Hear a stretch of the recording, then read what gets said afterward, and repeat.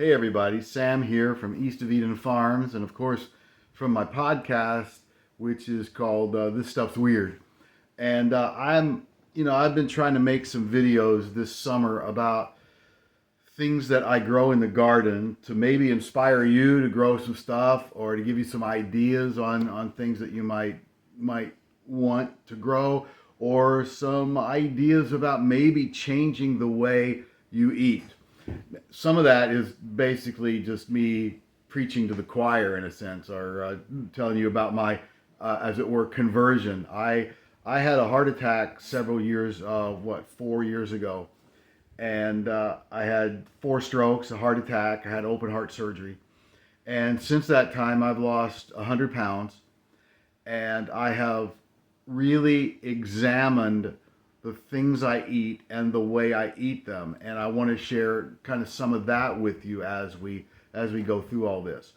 But I want to talk to you today about the potato. First of all, I lost a lot of my weight doing a keto diet. And on keto and a couple of other diets, potatoes are like evil. And I did give them up, or mostly gave them up for 2.5, 3 years till I lost the bulk of my weight. But the thing about potatoes is they are not evil. They are not your enemy. In fact, potatoes are responsible for saving the lives of millions of people on planet Earth. Things that are evil don't do that. And but it's also one of the nastiest things that you can put in your body if you don't buy it or grow it organically. And I mean buy it organically. Now, I'll show you what I've got. This is a Yukon Gold. Most of you will be familiar with that. You'll be familiar with this one. This is an ordinary red potato. And this is, I started growing those for the first time this year. This is a Purple Majesty. These are delicious. But one of the things I grew about all of these are less starchy than a lot of potatoes. But potatoes are high in vitamins. They're high in all kinds of nutrients, especially if you eat them with the skin on. That's really important too. Even when I mash potatoes, I leave the skins on. Some people go, ugh, but I do because I want all the good stuff. Now, one of the problems with potatoes is they grow in the ground. They're tubers, they're roots, or they grow on the roots, and they sit and soak up all of the stuff that's sprayed on the plant. Falls on the ground, sits in it, and these guys just sit in it like it's a soup. So when you think about all those chemical fertilizers, all those pesticides, all the insecticides, all the herbicides that are put on plants, and they go on the ground, and the potatoes you buy in the store are sitting and soaking in it. And then you get it and you rinse off the top of it and you eat it. What in the world is that putting in our bodies? And I've had to think about that a lot. So that's why I grow my own. Now, I grow all these kinds because, first of all, they're less starchy. And second of all, these are higher in antioxidants and other things that are good for you, especially these Purple Majesties. I was in Bolivia in 2015. Went there with my church to work with Food for the Hungry, and found out in Bolivia they have over 400 varieties of potatoes. That's a lot of patties.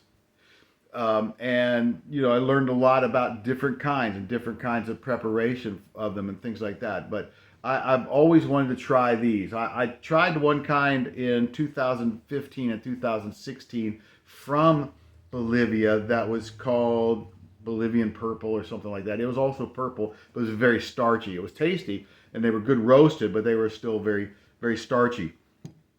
And so I grew these, and I grow them all. I call it beyond organically. These are grown, I grow them in just half barrels. And I put a good potting mix in it, and I put some rabbit manure on the top of it to provide the fertilizer. Rabbit manure is the cleanest fertilizer you can use, and it's natural. It works.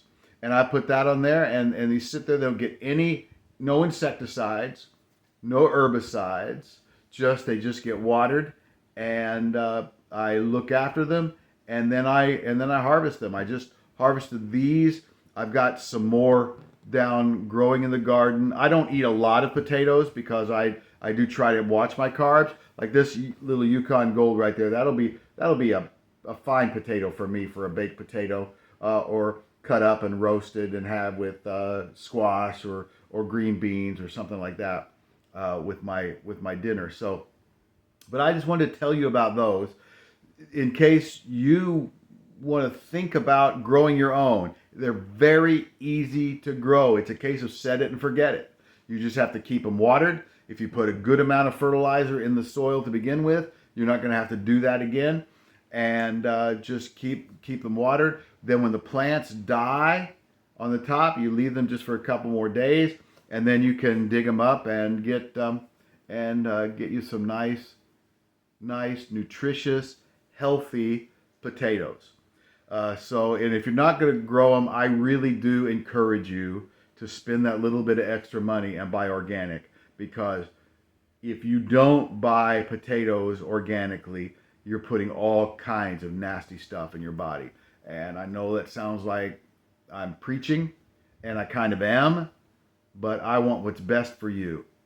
See, I was gonna talk about some other vegetables with this too, but I'm already getting a little bit long here. But the thing is, I started growing my own vegetables several years ago. I think 2009 is really when I got serious about it. And we started growing them partly for nutritional reasons, partly because we wanted to eat better things. We wanted to put more healthy things in our bodies. But um, I also believe that we need to take care of the earth. I'm a Christian. Most of you who know me know that. I'm very serious about my faith. And one of the first commands that God gave the human race was to take care of the earth. And I think we've done a pretty lousy job of that. We live in towns. I remember living in a neighborhood watching people try to win the yard of the month as they destroyed their soil, as they sprayed all kinds of stuff on it to make it look pretty, but it was dead. It was addicted to the artificial fertilizers they put on it. They sprayed it with all kinds of bug sprays and herbicides to keep the weeds down and keep the bugs down, and the rabbits died, and the lightning bugs died, and the birds died. The worms died. I talked to my neighbor once. I said, "You won't find a worm in your garden because they're all dead." As we strive for our yard of the month, we're doing just the opposite. We're destroying the earth that God gave us, and that God gave the birds, and God gave the worms, and God gave the rabbits, and He gave the butterflies. Out here in the country where I live now, we've got more lightning bugs than I've seen in years, because people out here don't spray like they do in town. And there's just a lot of things. I'm going to preach on and on and on, but I want you to think about the earth and what we're leaving behind for our children, for our grandchildren, for our great grandchildren, for generations we can't even imagine. What kind of an earth are we leaving? I don't want to hear about cow farts. I don't want to hear about gasoline engines. Those things are not affecting the climate the way we are killing the earth by the way we farm, by the way we grow our flowers, by the way we do all kinds of things. So think about that. If you've got any questions, put them in the comments, or you can send them to me at samburtononline@gmail.com. I'll be happy to try and deal with them. Thanks for listening to the sermon. I should take up an offering now, but I guess I won't. You all have a great day. Have a great week. God bless. Bye-bye.